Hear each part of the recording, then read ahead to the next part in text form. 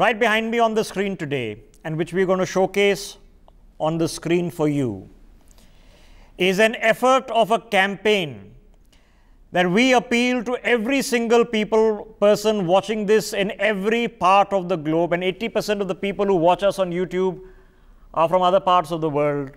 Help us make this a viral campaign.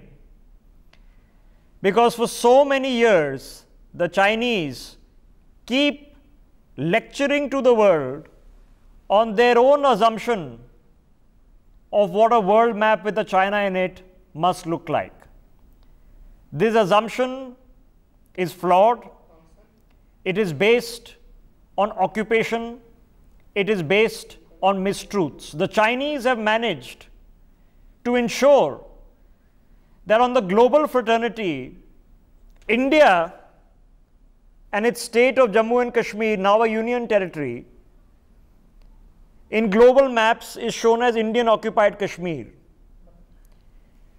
But they won't tell you that in the reality of the formation of the People's Republic of China, they are the real occupiers of vast swathes of territory. Proper China as it exists only exists on the 1/3 of the eastern seaboard of China. Everything else is Chinese occupied territory. This was not part of the Han homeland. It played little part in the dynasties. They built a great wall for Pete's sake over their northern borders, and yet they claim that anything north of this is an autonomous province. The entire area of the Chinese northeast, erstwhile Manchuria, was handed over to them by the Soviets. This is the reality which we need to explore in depth, and let's take that effort. Here on your screens now is a map we've put together of what real China actually looks like. Towards the northwest is Chinese occupied East Turkestan, that roughly makes up the so-called Chinese province of Xinjiang. Within it lies Chinese occupied Ladakh, Chinese occupied Shaksgam, and the Chinese occupied Pamir Valley, which they have taken from the Tajiks. Further towards the border with India is Chinese occupied Tibet, and the original maps of Tibet reflect not the Chinese divisions. The Chinese have two divisions. They call it Xizang and Qinghai. Xizang and Qinghai are both Tibet. In fact, large parts of the Chinese province of Sichuan and parts of another Chinese province just shy of Inner Mongolia are also part of the Tibetan plateau and original Tibet. This is the physicality. You can't change the physicality of the Tibetan plateau, which is the originating point of all the great rivers of Asia, including the Yellow, the Yangtze, the Mekong, and the Brahmaputra. Further towards the north, north of Beijing and the Great Wall of China, the Chinese have an autonomous quote-unquote region that they call Nemangol, Inner Mongolia. This is actually Chinese-occupied South Mongolia. Mongolia exited after the collapse of the imperial dynasty of China in 1911 and formed a khanate under Babt Khan. Further towards the northeast are the three Chinese provinces of Jilin, Liaoning, and Heilongjiang. This is Chinese-occupied Manchuria. To the south of the coast lies Taiwan or Formosa, which is the People's Republic of China. And to the east of the border of Myanmar lies Chinese-occupied Yunnan, which was also not part of China after the imperial dynasty collapsed in 1911. And at the bottom you have Chinese-occupied Hong Kong and Macau, and you know what's happening in Hong Kong right now. This is what makes up what China should actually look like in a global map. And it is the success of the Chinese ability at obfuscation, at gamesmanship, at stubbornness, that many of us watching here would not have known any of this.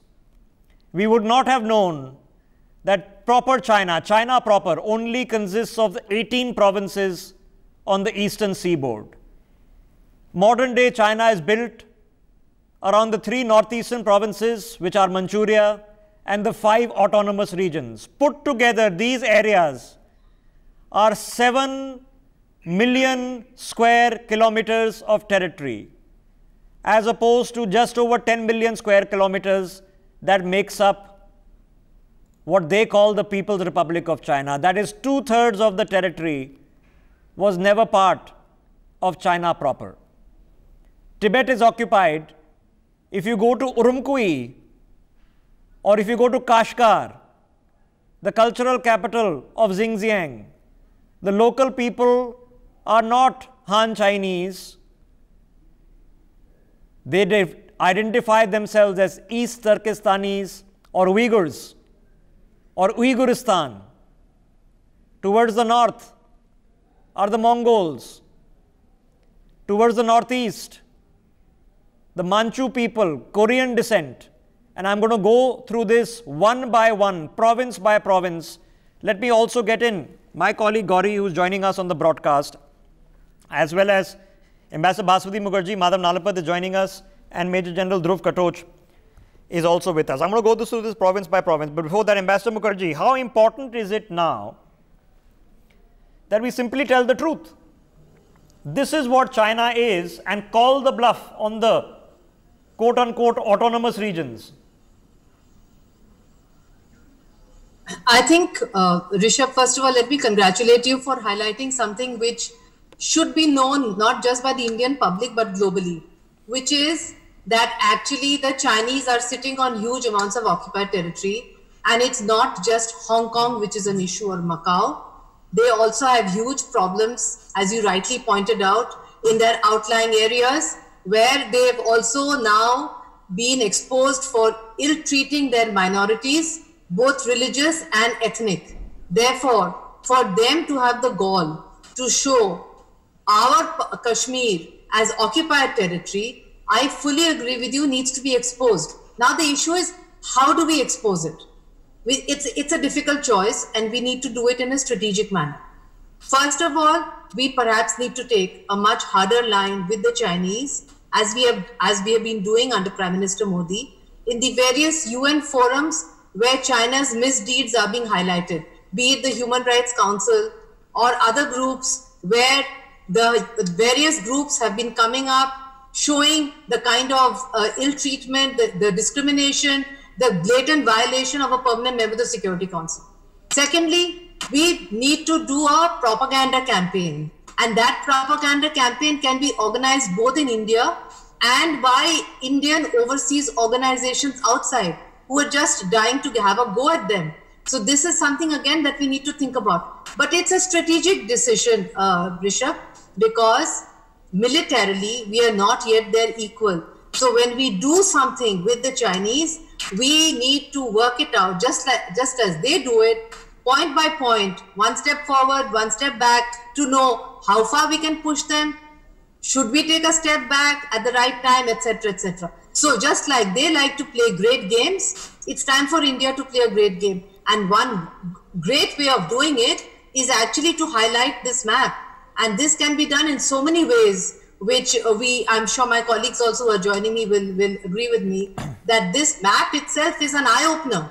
And this map will have a huge impact on the Chinese, because that's another thing. They have a very thin skin, and they don't like to be singled out. Well, if they want to be respected in terms of their positions, let them be truthful about their positions and be respectful of other people's positions as well, which they choose not to do. Let me quickly get in Professor Madhav Nalapat. Professor Madhav Nalapat, there are many countries, small powers, big powers, great powers across the globe, who have many skeletons in their cupboards that they need answering, whether it be the English over Scotland and Northern Ireland, whether it be the Canadians over Quebec, the Turks over Armenia, Kurdistan, many countries have answerability to do.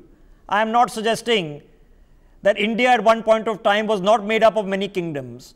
But the reality is that China today itself identifies 5 major autonomous regions and has separate classifications for erstwhile Manchuria, which are their northeastern provinces.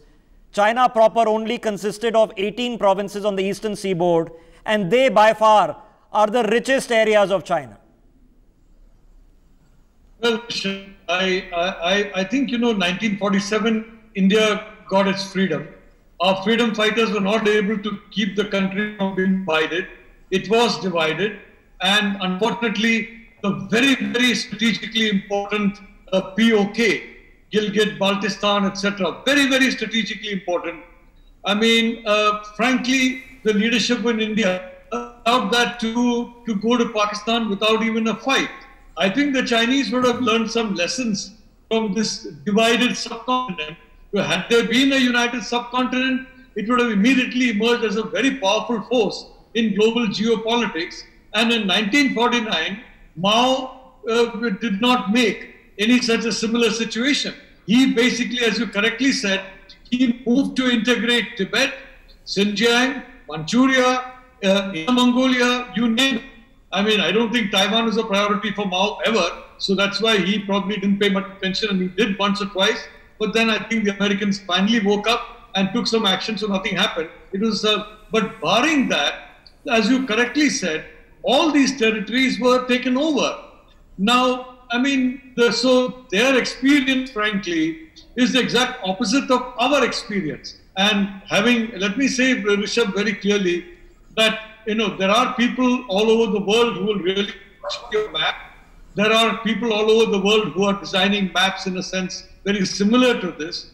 And there are also, I think there are maybe NGOs and other groups trying hard to work towards what they believe will lead to this map becoming reality. And the only way it can become reality is the collapse of the Chinese Communist Party rule in China. Now, imperial rule collapsed, it led to major problems. KMT rule collapsed, it led to a completely different situation.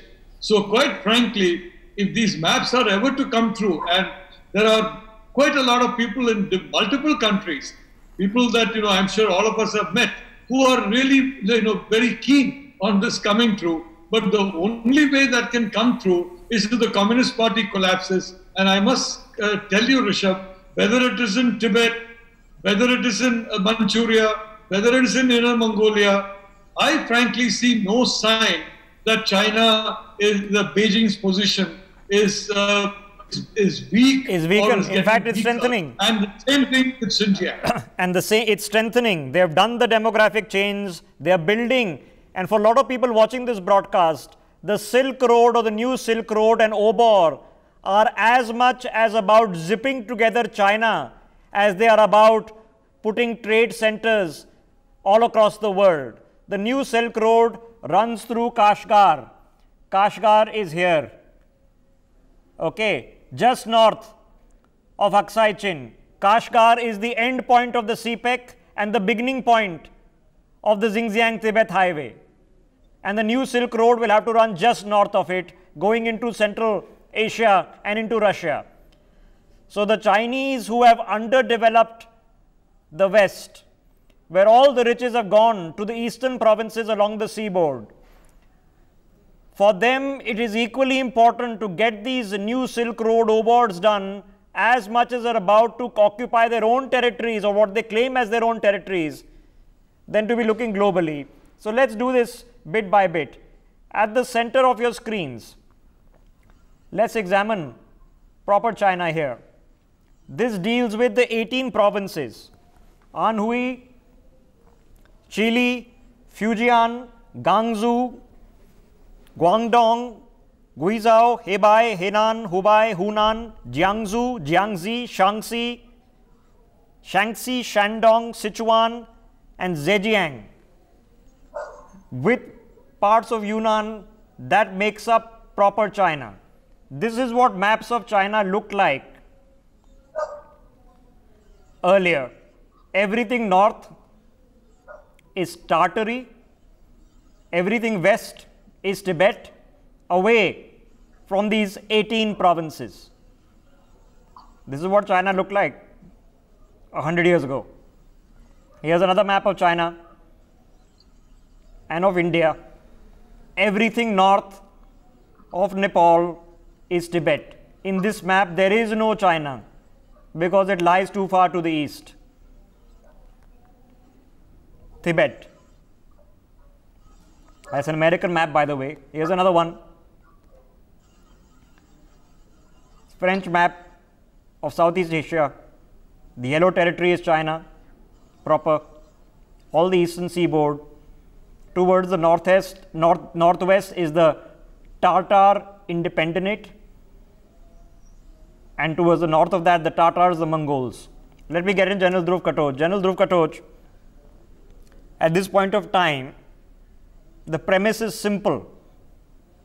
China needs to answer for its two policies, autonomous regions, which are all hogwash.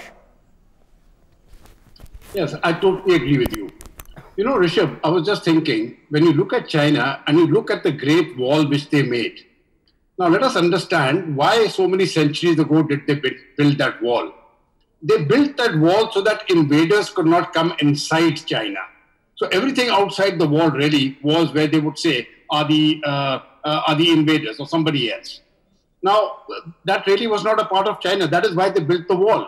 And then they realized that the wall, it doesn't matter how big they build the wall, whether it's 1,000 or a few thousand kilometers, the invader would always come in. And then they came to the second conclusion that to protect your core, your what you call your China, you've got to actually go out to the outer provinces.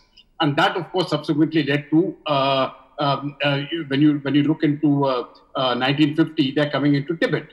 And then, of course, they've taken Xinjiang. Now, these two provinces, as far as Tibet and Xinjiang are concerned, they're, of course, of direct concern to us. One of the reasons why Mao didn't take Taiwan when he did his Great March and was a very simple fact that the People's Liberation Army did not have a navy. So they had no ships actually to get across to Taiwan, which is why he stopped. He was a land-based fellow.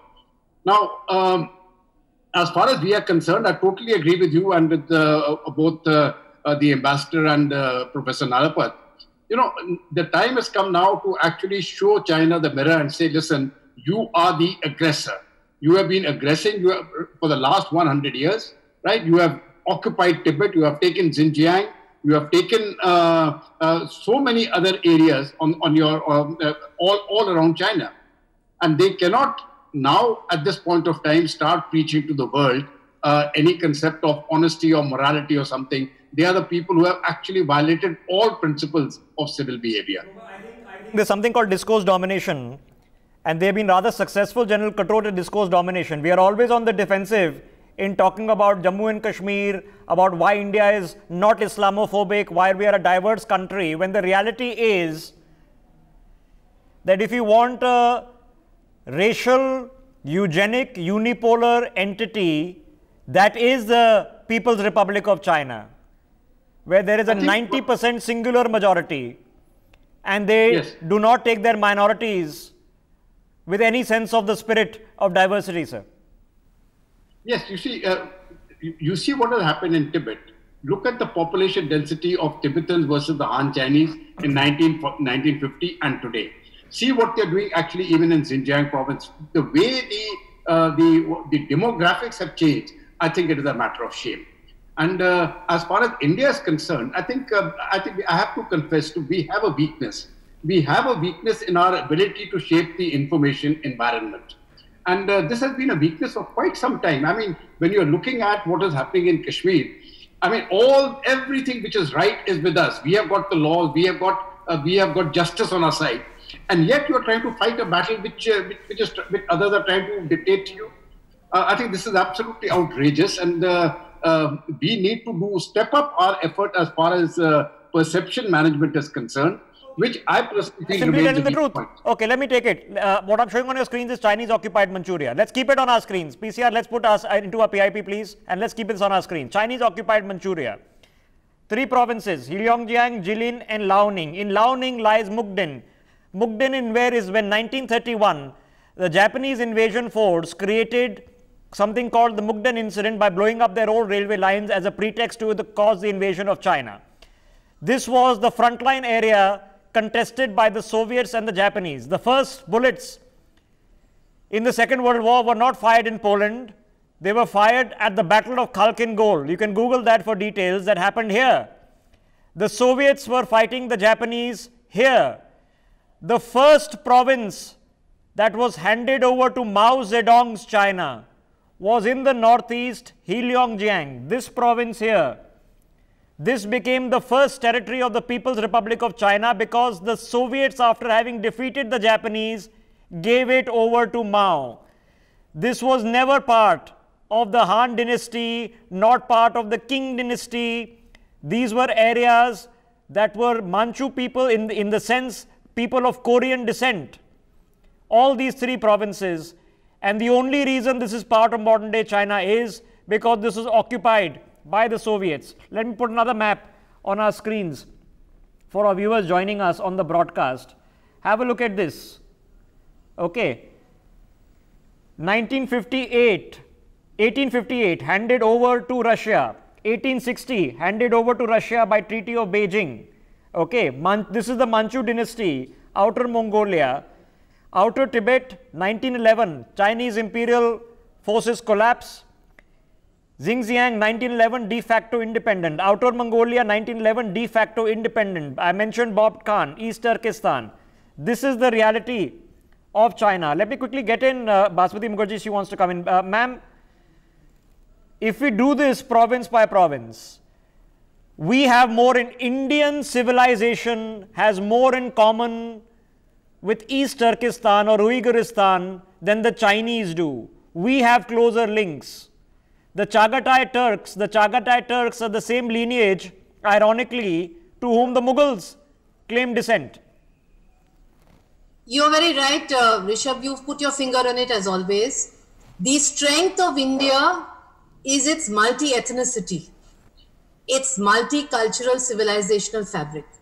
The weakness of China is its inability to absorb its minorities seamlessly as we did, and to consider itself always as a Han civilization, although having absorbed so many other territories in order to, as General Katoch so correctly pointed out, to safeguard the interior, they still regard themselves overwhelmingly as a Han civilization.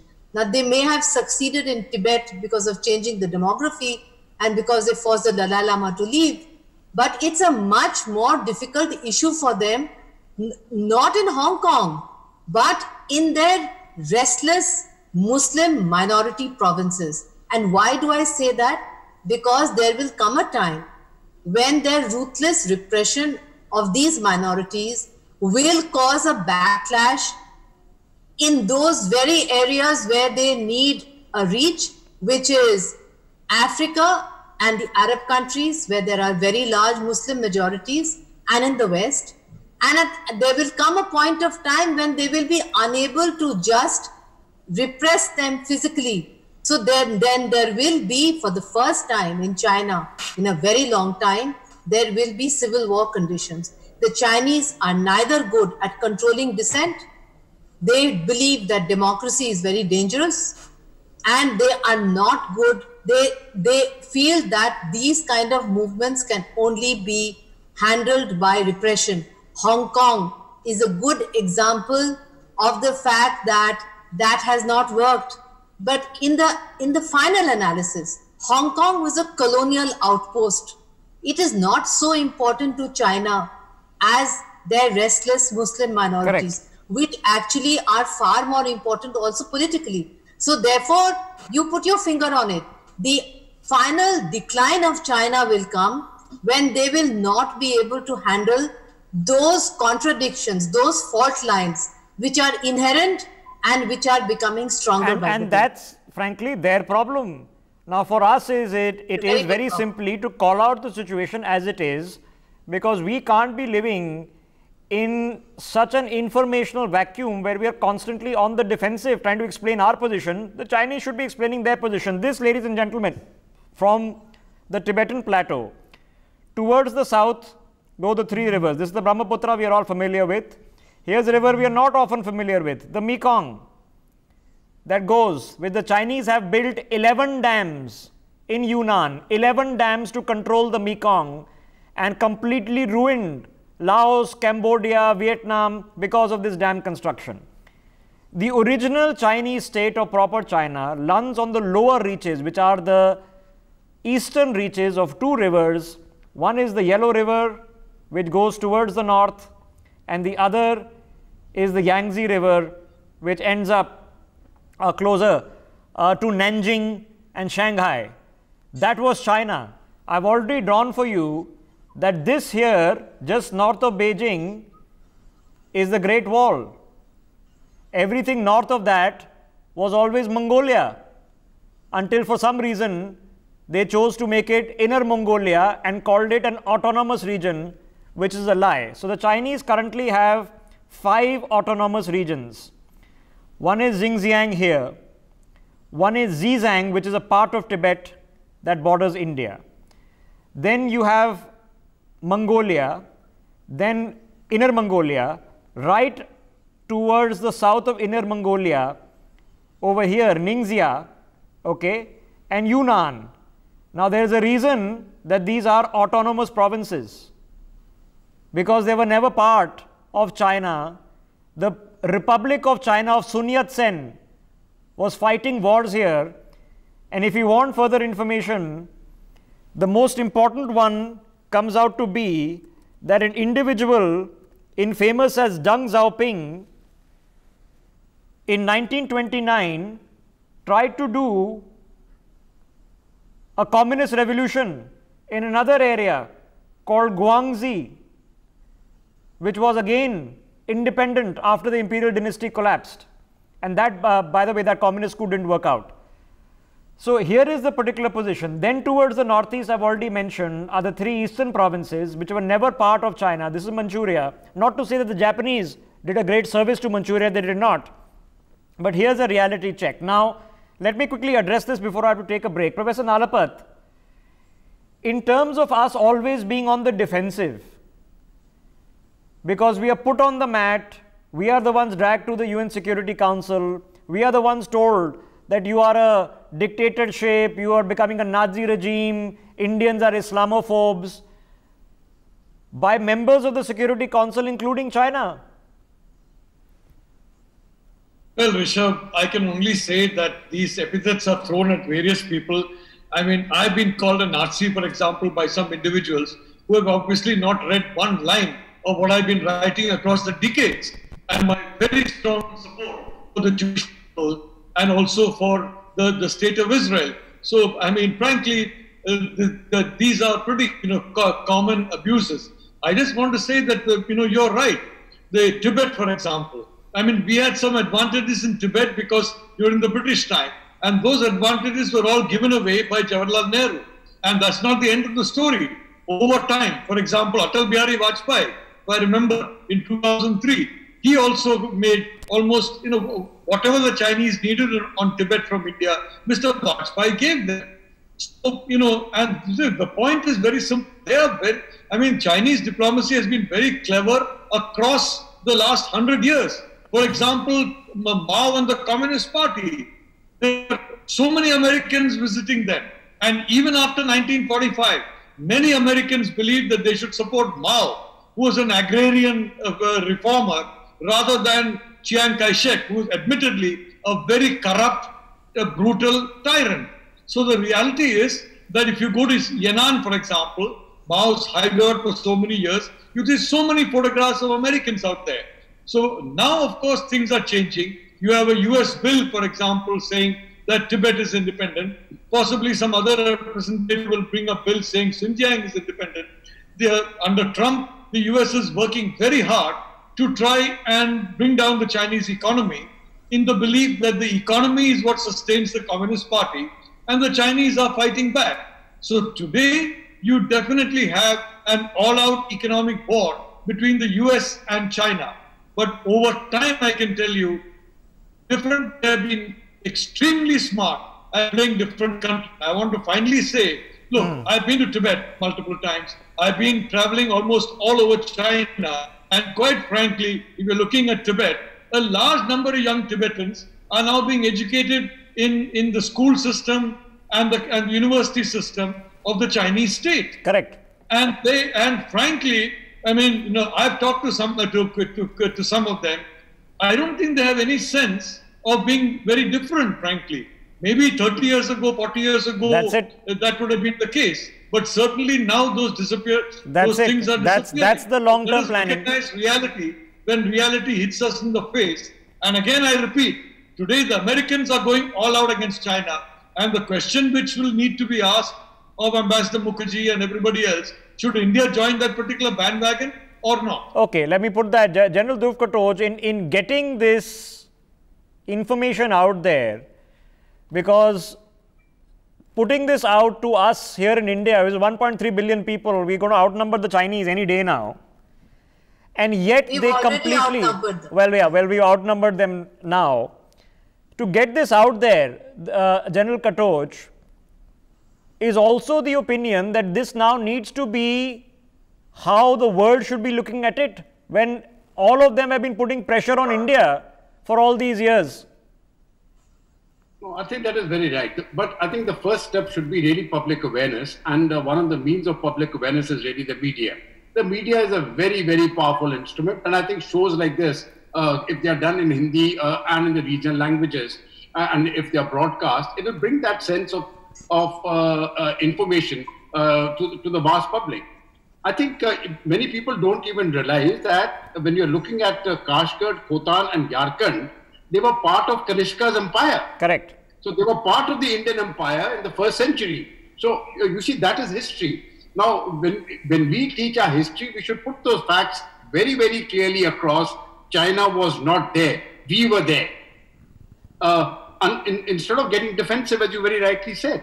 So I think we have got absolutely no reason to be defensive. Tibet certainly needs to be an independent country. But in my personal experience, having served in the border there, the way the infrastructure has come up, the way the economics has come up, the way the people education system has come up, I don't see any of the Tibetan people there getting up to revolt. That is my personal view. Yes, so you have the carrot and you have the stick, and you do the brainwashing not over a couple of months, you do it over generations. That's how the Chinese do it. What are they doing? The same thing the Qing dynasty tried in Xinjiang was to occupy the cities, disperse the local population, fill it with Han traders, and then ensure that a DNA change happen. Exactly what the Chinese CCP is doing right now. Lock up the men, force the women to marry Han Chinese, ensure the commercial establishments are run by the Chinese, and then do the massive infrastructure projects, which will be the new Silk Road, to seal that region forever. Tibet has been conquered with concrete and steel, not just at the barrel of a gun. Quick last word, Baswati Mukherjee, on Professor Nalapat's point, that at some point of time, this is an important narrative with which we have to have a global agreement on.